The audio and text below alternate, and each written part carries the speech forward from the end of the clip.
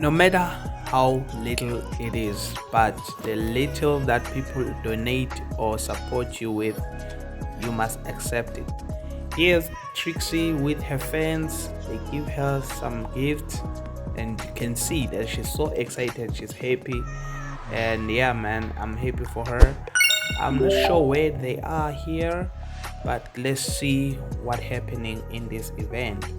It took a place, I guess, where she's from or around Gauteng.